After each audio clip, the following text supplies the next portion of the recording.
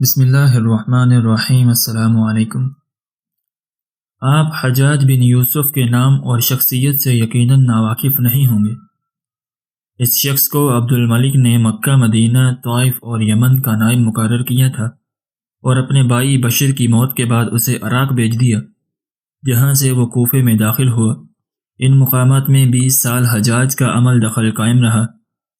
اس نے کوفہ میں بیٹھ کر زبردست فتوحات کی۔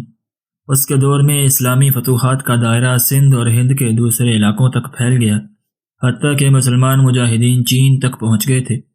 یہی وہ شخص ہے جس کے بارے میں کہا جاتا ہے کہ اس نے قرآن کریم پر اعراب لگوائے۔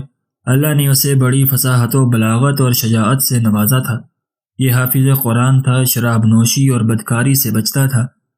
وہ جہاد کا دہنی اور فتوحات کا حریص تھا، مگر اس کی ان ساری خوبیوں پر اس کی ایک برائی نے پردہ ڈال دیا، اور وہ برائی ہے بھی ایسی کہ تمام خوبیوں پر چھا جاتی ہے اور تمام اچھے اوصاف کو ڈھانپ دیتی ہے۔ اور وہ برائی کیا تھی؟ ظلم۔ حجاج ان تمام خوبیوں کے باوجود بہت بڑا ظالم تھا۔ اس نے اپنی زندگی میں خونخوار درندے کا روپ اختیار کر لیا تھا۔ ایک طرف اس کے دور کے نامور مجاہدین قتیبہ بن مسلم، موسیٰ بن نذیر اور محمد بن قاسم کفار کی گردنیں اڑا رہے تھے، اور دوسری طرف وہ خود اللہ کے بندوں، اولیاء اور علماء کے خون سے ہولی کھیل رہا تھا۔ امام ابن کثیر نے البدائیہ والنہائیہ میں ہشام بن حسان سے نقل کیا ہے کہ حجاج نے 1,20,000 انسانوں کو قتل کیا ہے۔ اس کے جیل خانوں میں ایک دن میں 80 ہزار قیدی بیک وقت رہے ہیں، جن میں سے 30,000 عورتیں ہوتی تھیں۔ اس نے جو آخری قتل کیا ہے وہ عظیم تابعی اور زاہد و پارسہ انسان حضرت سعید بن جبیر کا قتل تھا۔ انہیں قتل کرانے کے بعد حجاج پر دہشت سی سوار ہو گئی تھی۔ وہ نفسیاتی مریض بن چکا تھا۔ جب وہ سوتا تھا تو حضرت سعید بن جبیر اس کا دامن پکڑ کر کہتے تھے، اے دشمن خدا، آخر تو نے مجھے کیوں قتل کیا؟ میرا کیا جرم تھا؟ جواب میں حجاج کہتا تھا، مجھے اور سعید کو کیا ہو گیا ہے؟ مجھے اور سعید کو کیا ہو گیا ہے؟ یہ وہ اندر کی آگ تھی جو جب بھڑک اٹھتی ہے تو امن و سکون سب کچھ راکھ کر دیتی ہے۔ اس کے ساتھ ساتھ حجاج کو وہ بیماری لگ گئی تھی جسے زمہریری کہا جاتا ہے۔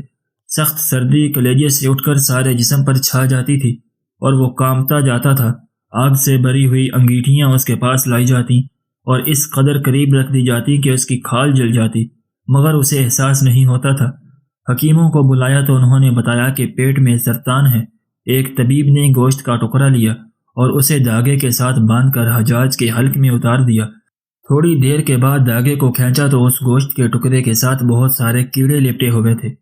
حجاج جب مادی تدبیروں سے مایوس ہو گیا تو اس نے حضرت حسن بصری کو بلوایا اور ان سے دعا کی درخواست کی۔ وہ آئے اور حجاج کی حالت دیکھ کر رو پڑے اور فرمانے لگے، میں نے تجھے منع کیا تھا کہ نیک بندوں کے ساتھ چھیڑ چھاڑ نہ کرنا، انہیں تنگ نہ کرنا، ان پر ظلم نہ کرنا، مگر تو باز نہ آیا۔ آج حجاج باعث عبرت بنا ہوا تھا۔ وہ اندر سے بھی جل رہا تھا اور باہر سے بھی جل رہا تھا۔ وہ اندر سے ٹوٹ پھوٹ چکا تھا۔ چنانچہ وہ حضرت سعید بن جبیر کو قتل کرنے کے بعد زیادہ دن تک زندہ نہ رہ سکا اور صرف 40 دن کے بعد وہ بھی دنیا سے رخصت ہو گیا۔ مگر حضرت سعید اور حجاج کی موت میں بڑا فرق تھا۔ حضرت سعید کو شہادت کی موت نصیب ہوئی۔ وہ ایسی آن بان سے دنیا سے رخصت ہوئے کہ بعد میں آنے والے مجاہدین کے لیے ایک سنگ میل قائم کر گئے۔ وہ جب دنیا سے رخصت ہوئے تو ان کا دل مطمئن تھا اور چہرے پر تبسم تھا، لیکن حجاج جب دنیا سے جا رہا تھا تو اندر کی آگ میں جل رہا تھا۔ چہرے پر ندامت کی ظلمت تھی۔ اسے اس کا ایک ظلم یاد آ رہا تھا۔ حضرت سعید کی شہادت پر تمام صلحاء اور علماء افزردہ تھے، لیکن حجاج کی موت پر اللہ کے نیک بندوں نے اطمینان کا سانس لیا۔ حضرت ابراہیم نخعی رحمۃ اللہ علیہ نے حجاج کی موت کی خبر سنی تو خوشی سے رو پڑے۔ مرنے کے بعد اس ڈر سے اس کی قبر کے تمام نشانات مٹا دیے گئے تاکہ لوگ اس کی لاش کو باہر نکال کر جلا نہ ڈالیں۔ اللہ اکبر!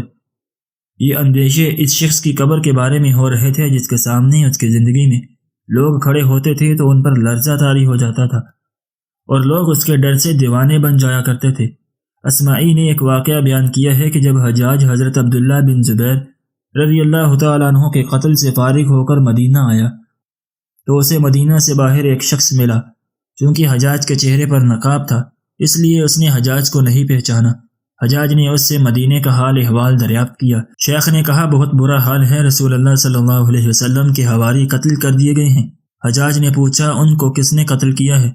شیخ نے جواب دیا کہ ایک فاجر و فاسق اور لعین شخص جس کا نام حجاج ہے، اللہ اس کو ہلاک کرے اور سب لعنت بھیجنے والے اس پر لعنت بھیجے۔ حجاج یہ سن کر غضب آلود ہو گیا اور اس نے اپنے چہرے پر پڑی ہوئی نقاب ہٹا دی اور پوچھا کہ تم مجھے پہچانتے ہو؟ شیخ نے کہا ہاں میں آپ کو پہچانتا ہوں، مگر آپ مجھے نہیں پہچانتے۔ میں یہاں کا مشہور دیوانہ ہوں، مجھے دن میں 5 مرتبہ مرگی کا دورہ پڑتا ہے، اور ابھی بھی جب میں الٹی سیدھی باتیں کر رہا تھا تو مجھے دورہ پڑا ہوا تھا۔ تو وہ شخص جس سے بات کرتے ہوئے بڑوں کے جسم پر راشا طاری ہو جاتا تھا، اور وہ کہ جس کے عطاب سے بچنے کے لیے لوگ مصنوعی دیوانے بن جاتے تھے، آج جب اس کے جسم سے جان نکل گئی تو اندیشے پیدا ہونے لگے کہ کہیں لوگ شدت غیظ و غضب میں اس کی لاش ہی کو نہ جلا ڈالیں۔ وہ اقتدار، وہ ہیبت، وہ دبدبہ سب کچھ جاتا رہا۔ اس کے متعلقین کو اس کی لاش کی بے حرمتی کے بارے میں دنیا والوں سے جو خطرہ تھا، انہوں نے اس کے قبر کا نام و نشان مٹا کر بظاہر اسے تو خطرے سے بچا لیا، لیکن ظالموں کے لیے جو آخرت کے خطرات اور سزائیں ہیں ان سے ان کو کون بچا سکتا ہے؟ وہاں تو کسی کا بس نہیں چلتا، کسی کی سفارش کام نہیں آتی، خاندانی وجاہت فائدہ نہیں دیتی۔ اسمعی کے والد نے حجاج کو مرنے کے بعد خواب میں دیکھا اور اس سے پوچھا اللہ تعالیٰ نے تمہارے ساتھ کیسا سلوک کیا؟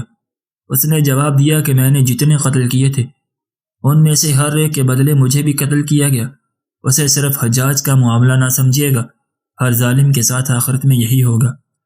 اس واقعہ سے حاصل یہ نکلا کہ ظلم کا انجام ہمیشہ برا ہوتا ہے، چنانچہ انسان زندگی کے کسی بھی موڑ پر ظالم نہ بنے۔ اللہ تعالی ہم سب کو ظلم سے دور رہنے کی توفیق عطا فرمائے، آمین یا رب العالمین۔